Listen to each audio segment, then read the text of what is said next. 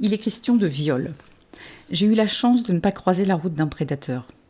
Je fais partie d'une génération de femmes dont les parents n'ont jamais abordé la sexualité dans l'éducation, et encore moins une sensibilisation au viol. Heureusement, aujourd'hui, Internet et les réseaux sociaux diffusent de l'information essentielle à ce sujet. Aux jeunes filles, pour les sensibiliser contre les crimes et harcèlements sexuels. Aux jeunes hommes, pour qu'ils ne deviennent pas des violeurs, des harceleurs. Éduquez vos fils pour protéger nos filles. Avec MeToo, Balance ton porc et j'en passe, j'imagine que les jeunes filles doivent rapidement intégrer ceci. Ils violaient, ils violent, ils violeront encore. Car c'est évident qu'ils violeront encore. Car rien ni personne ne semble vouloir les arrêter. Quand on voit l'actualité, quand 9 plaintes sur 10 sont classées sans suite, et qu'on a bien mis dans la tête des gens qu'il est vain de porter plainte, alors que c'est si important. C'est grâce au courage des femmes qui ont dénoncé leur bourreau que la parole se libère et qu'on évolue, peu à peu. Mais j'ignore quelle serait ma réaction après avoir subi un tel crime. N'oublions pas que la honte doit changer de camp. J'ai connu en revanche une mineure victime de viol. Elle a porté plainte 6 mois après.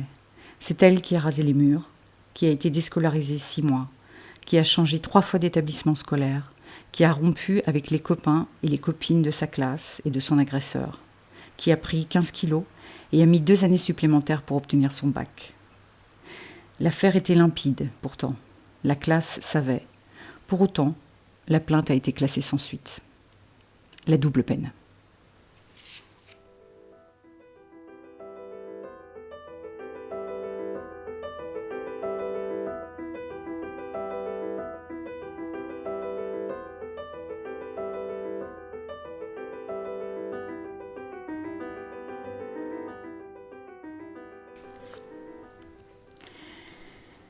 Bonjour, je fais partie des Tisseuses de soie, une activité culturelle dédiée aux femmes portée par Camille du théâtre La Forge.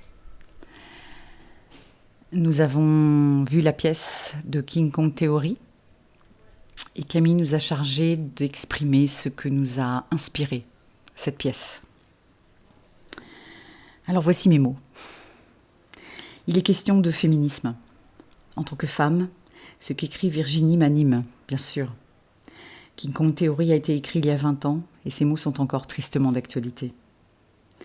La dernière partie de la pièce m'a beaucoup émue, notamment lorsqu'elle incite les femmes à s'affirmer et à s'émanciper. Cette affirmation de soi et cette émancipation restant profondément inégales selon les femmes. Pour beaucoup, elle relève d'un véritable parcours de combattante, tant les obstacles, souvent invisibles mais profondément structurels, demeurent nombreux. Des critiques bien plus érudits que moi ont déjà analysé l'essai de Virginie et je leur ai piqué les 5 points qui vont suivre, qu'il me semble important de rappeler.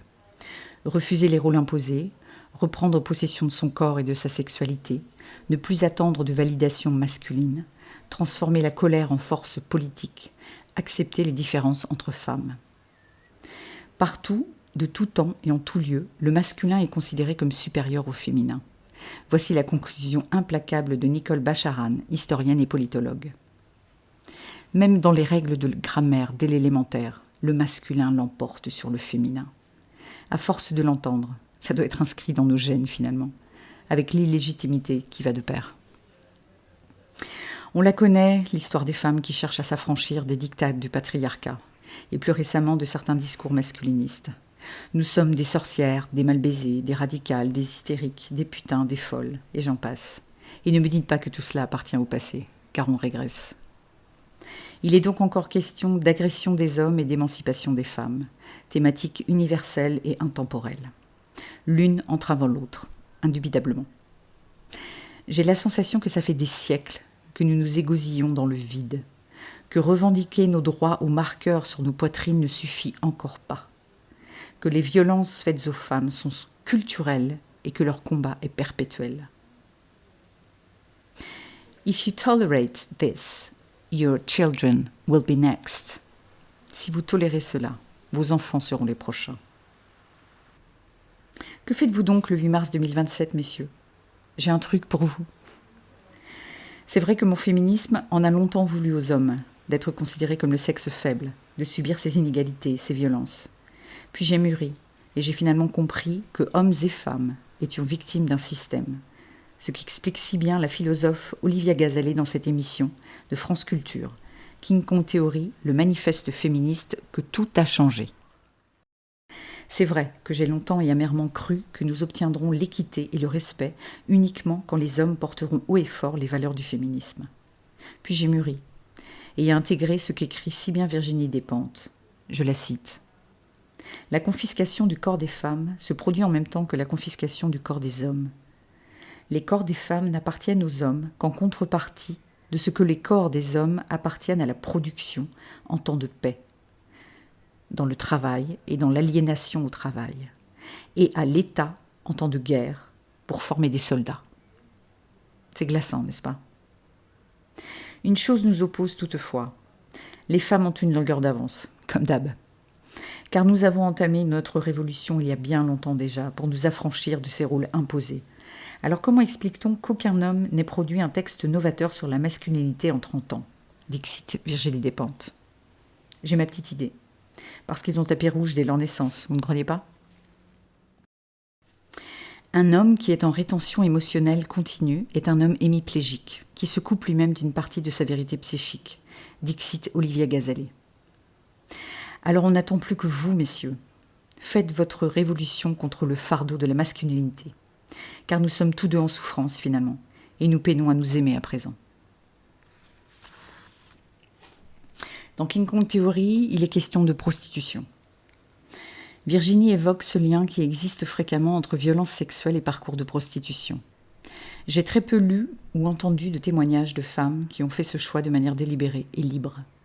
Toutefois, je me dis que lorsqu'une femme est contrainte de travailler 35 heures par semaine pour un SMIC à 1 480 € net mensuel en 2026, je peux comprendre qu'on puisse envisager une activité professionnelle alternative de ce genre, où on décide qui, quand, comment, à quel prix.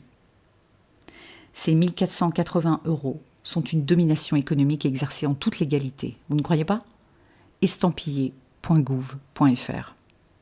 L'hypocrisie du gouvernement qui autorise le travail du sexe pour qui, elle, paie des impôts, mais pénalise les clients. Je me permets une petite parenthèse qui rejoint un petit peu la prostitution. C'est un pas de côté avec le narcotrafic dont nous rebattent les oreilles les médias à l'approche des élections présidentielles. Qui prend tous les risques ? Des gosses de 15 ans qui perdent de la vie. Et qui consomment ?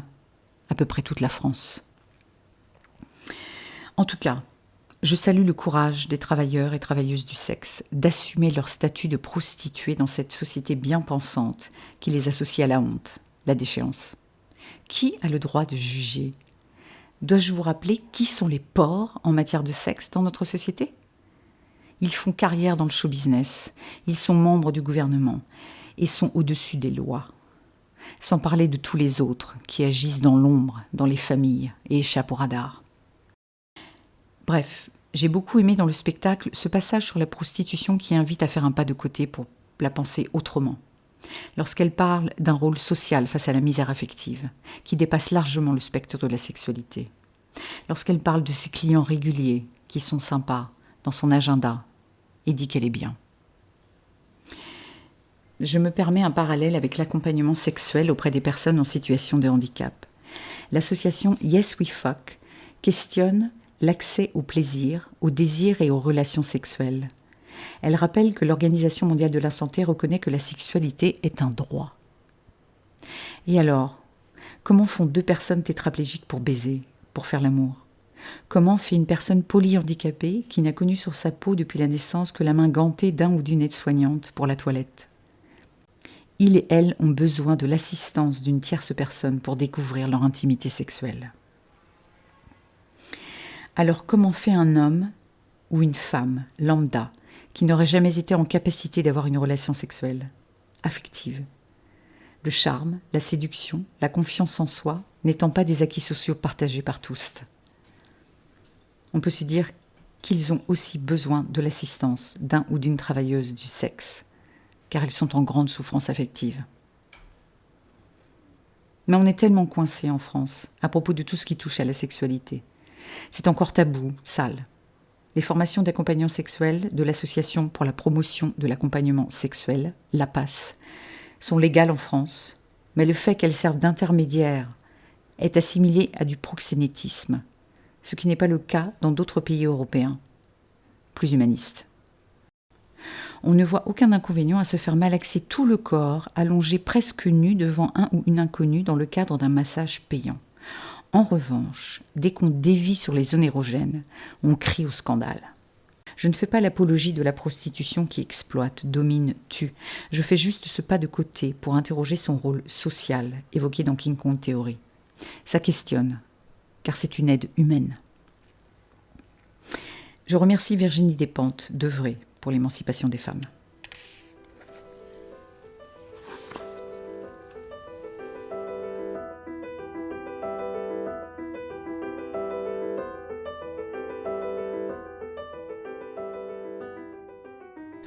Le texte de ce podcast est à retrouver dans notre fanzine Tisseuse de soie numéro 3.